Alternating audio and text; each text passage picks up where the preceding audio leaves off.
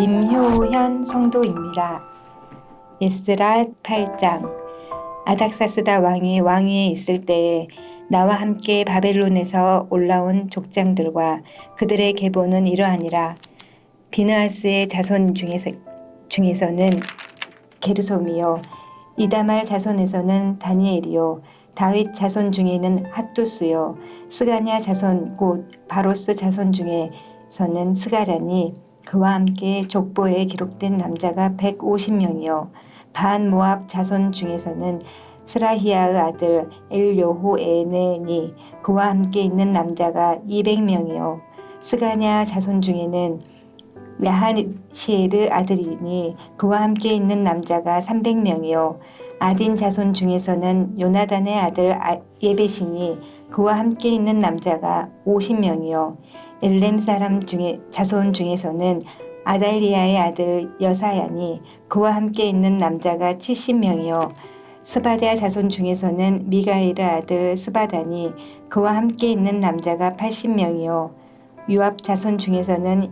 예히엘의 아들 오바다니, 그와 함께 있는 남자가 218명이요 슬로빗 자손 중에서는 요시베아의 아들이니, 그와 함께 있는 남자가 160명이요 베베 자손 중에서는 베베의 아들 스가랴니, 그와 함께 있는 남자가 28명이요 아스갓 자손 중에서는 학가단의 아들 요히나니니, 그와 함께 있는 남자가 110명이요 아도니김 람 자손 중에 나중된 자의 이름은 엘리벨렛과 여우엘과 스마야니, 그와 함께 있는 남자가 60명이요 비그웨 자손 중에서는 우데와 샤붓이니, 그와 함께 있는 남자가 70명이었느니라. 내가 무리를 아하와로 흐르는 강가에 모으고 거기서 3일 동안 장막에 머물며 백성과 제사장들을 살핀즉 그 중에 레위 자손 한 사람도 없는지라.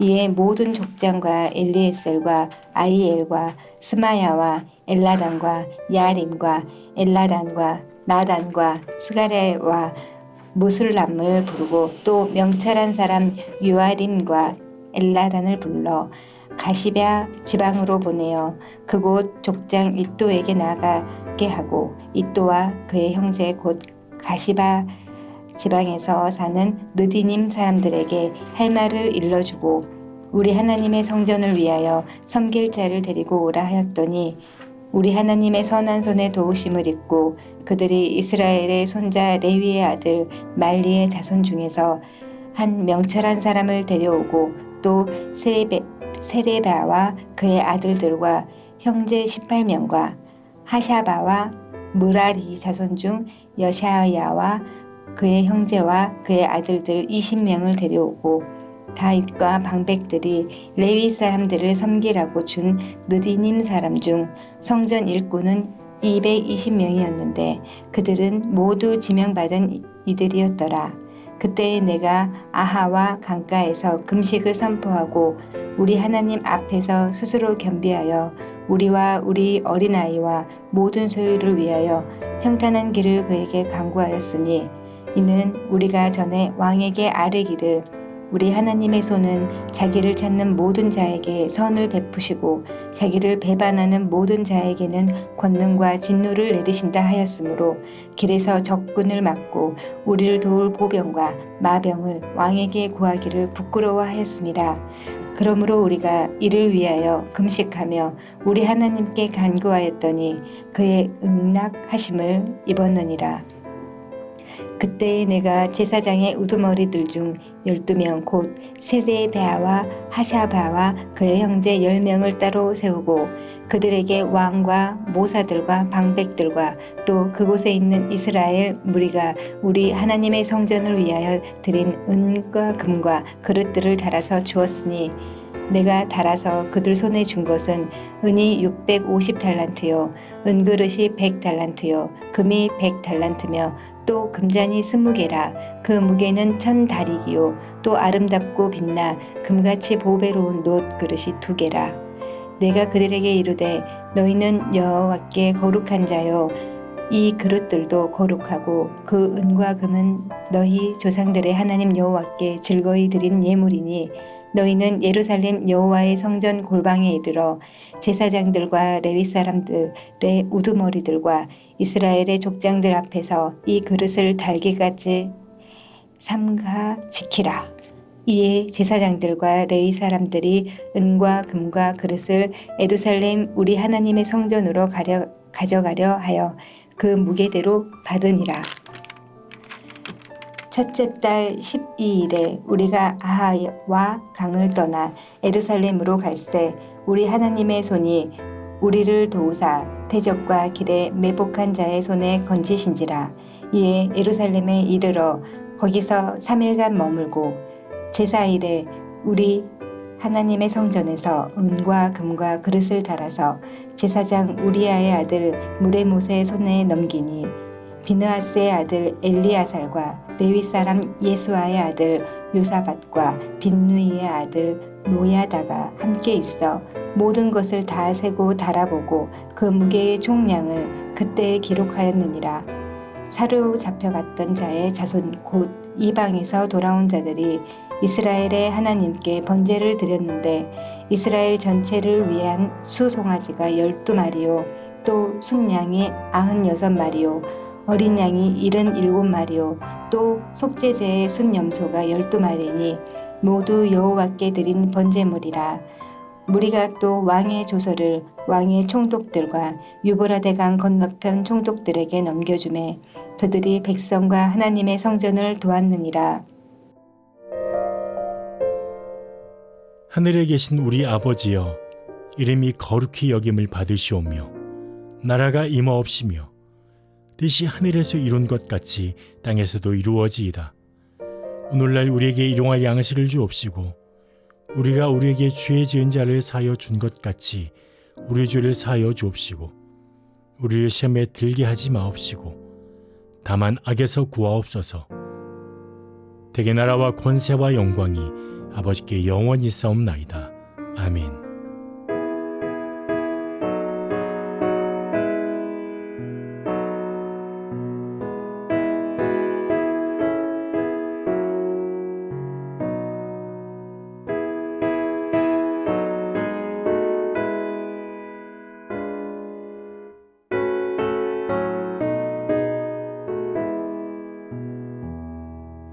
주님께 귀한 것들여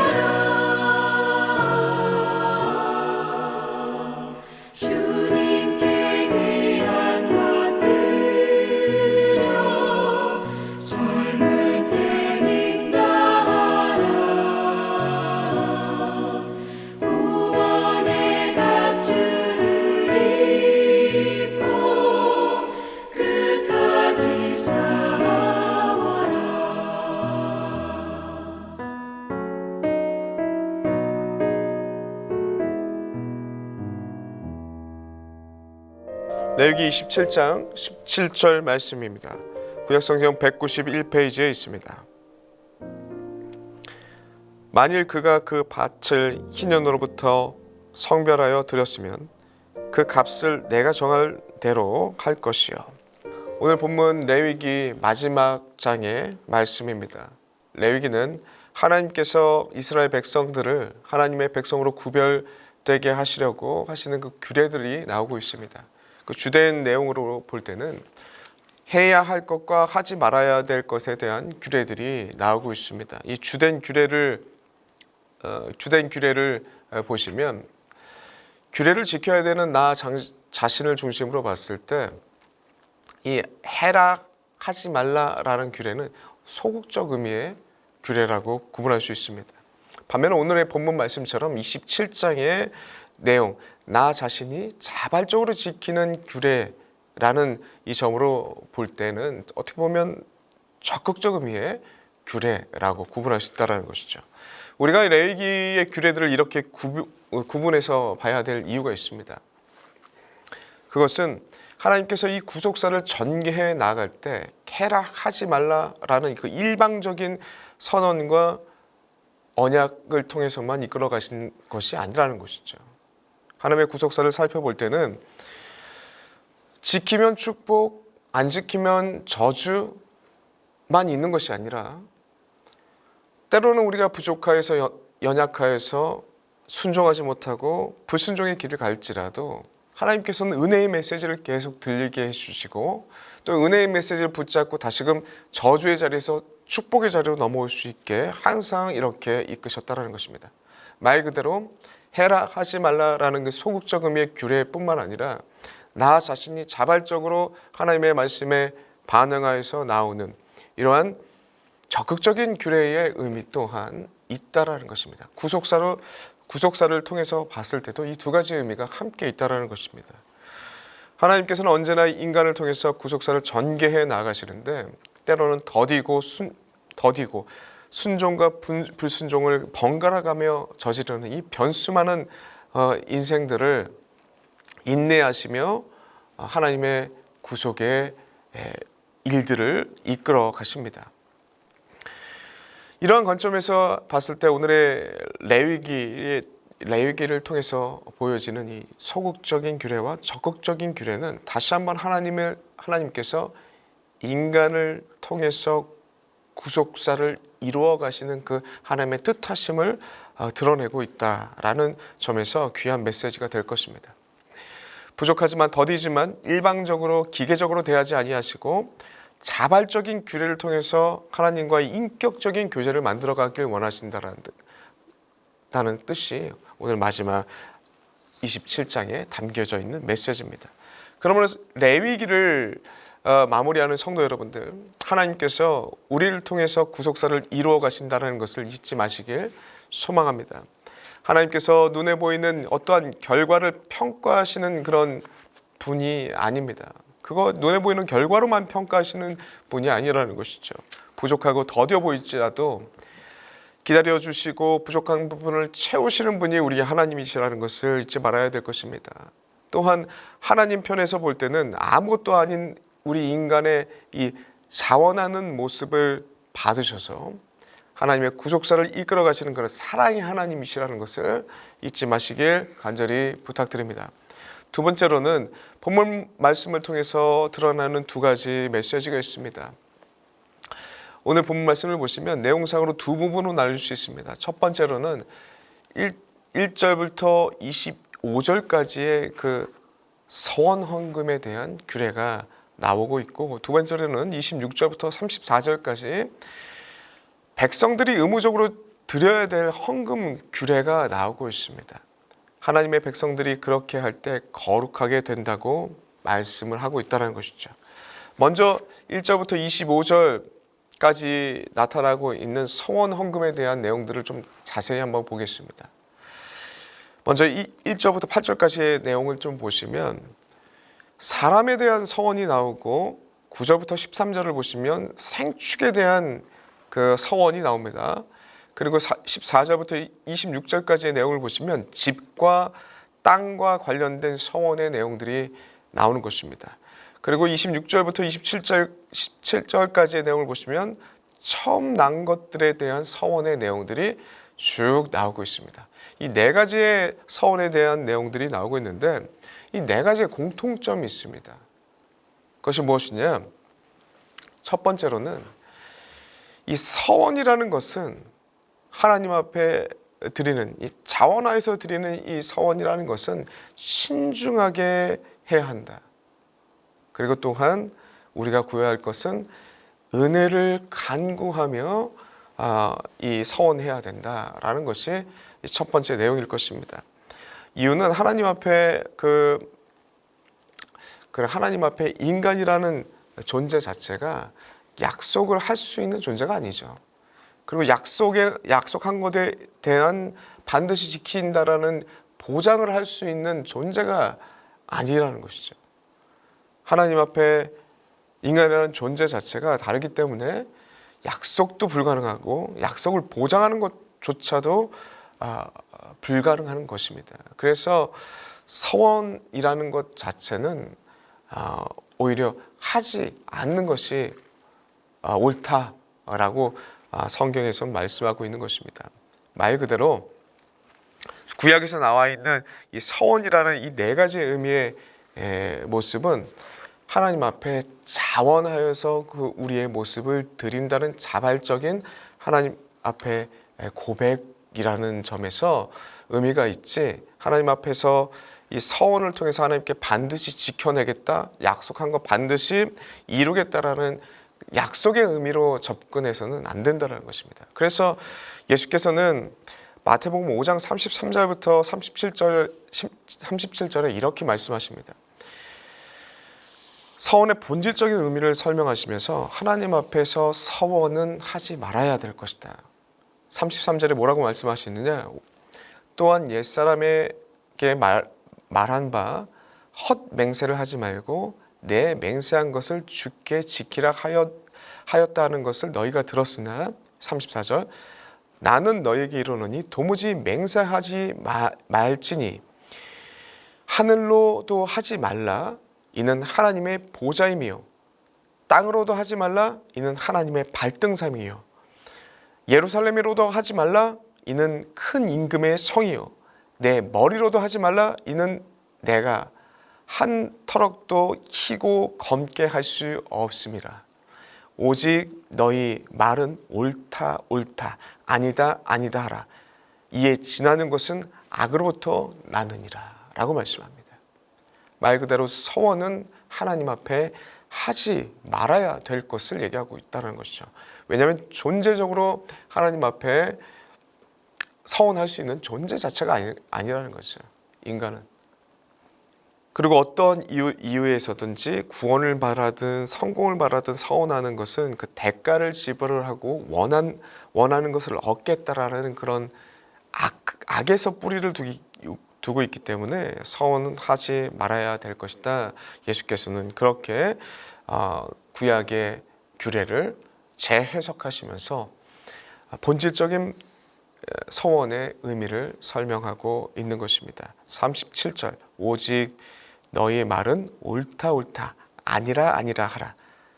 하나님의 선한 기준에 따라 반응하고 뭔가 대가를 지불하고 얻으려고 하는 그 서원의 태도를 버리고 하나님께 전적으로 은혜를 구하며 반응하며 나오는 하나님께 자발적인 헌신의 모습으로 나오는 서원의 그 본질적인 의미가 거기 있다고 했죠. 그것을 하나님께서 귀하게 여기시는 것이지 우리가 다짐을 얼마나 강하게 하든 하나님 앞에 약속을 반드시 지키겠다고 얼마나 강조하든 그것은 의미가 없다라는 것이죠. 그러므로 서원이라는 것을 생각하셨을 때 약속한 것을 하나님께 반드시 지킨다라는 약속의 개념보다는 자발적으로 하나님의 말씀에 반응한다라는 본질적인 의미를 더욱더 우리가 기억해야 될 것입니다. 그리고 예수께서 말씀하신 대로 서원은 하나님 앞에 할 수조차 없는 거예요. 말이 안 된다는 것이죠. 그러므로 하나님께 전적으로 은혜를 구하며 자발적인 하나님 앞에 우리의 몸부림이 귀중하다라는 말씀이 예수님께서 하시는 말씀이라는 것을 잊지 마시길 바랍니다. 그리고 마지막으로 우리가 16절부터 34절까지 살펴야 될 그 내용은 간단합니다. 하나님께 모든 소유권이 있다라는 것을 기억하라 라는 말씀이 오늘 본문 말씀 하반절에 주어지고 있다는 것입니다. 백성들이 의무적으로 드려야 될 헌금의 규례에 대해서 나오고 있는데 그 내용의 의미는 하나님께 모든 것이 소유권이 있다는 것을 기억해라 라는 말씀이 된다는 것입니다.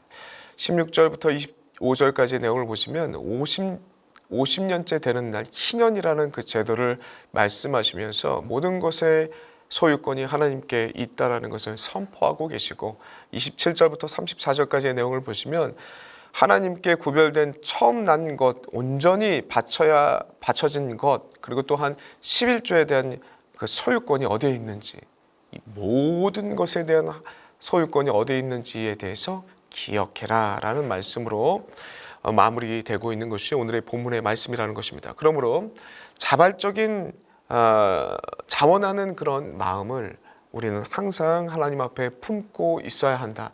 오늘 서원 규례가 보여주는 귀한 메시지일 것이고, 그리고 또한 의무적으로 하나님께 드려야 될 그 자원하면서 하나님께 의무적으로 드려야 될 그 내용들을 통해서, 하반절의 내용을 통해서 모든 소유권이 하나님께 있습니다라는 고백을 우리의 삶 속에서 해 나갈 때 하나님의 참된 은혜의 백성들, 거룩한 백성들이 된다는 것을 오늘 본문 말씀이 레위기 마지막 장을 통해서 우리에게 주고 있습니다. 이 말씀을 기억하시고 항상 하나님 앞에 자원하는 마음으로 하나님께 자발적으로 하나님 앞에 반응하는 모습으로 주님 앞에 나오시기를 간절히 소망하고, 또 한 가지 모든 소유권이 주님께 있다라는 것을 항상 인정하며 나아가는 주의 백성들이 되시길 간절히 소망합니다. 기도하겠습니다. 하나님, 너무나도 감사합니다. 레위기의 마지막 말씀을 통하여서 하나님의 참된 거룩한 백성들, 구별된 백성들은 어떻게 살아야 되는지에 대한 귀한 말씀을 주시니 너무나도 감사합니다. 주어진 귀한 말씀을 통하여서 말씀을 붙잡고 자발적으로 주님 앞에 몸부림치며 나오는 그 모습을 귀하게 여기시고 이끄시는 그 하나님임을 우리가 기억합니다. 하나님, 그 하나님을 붙잡고 또한 하나님께서 주시는 은혜를 붙잡고 주님께 모든 것을 맡겨드리고 모든 게 주님의 손에 있습니다라는 고백 속에서 살아가는 복된 주의 백성들 될 수 있도록 인도하여 주시옵소서. 감사드렸고 예수 그리스도의 이름으로 기도드리옵나이다. 아멘.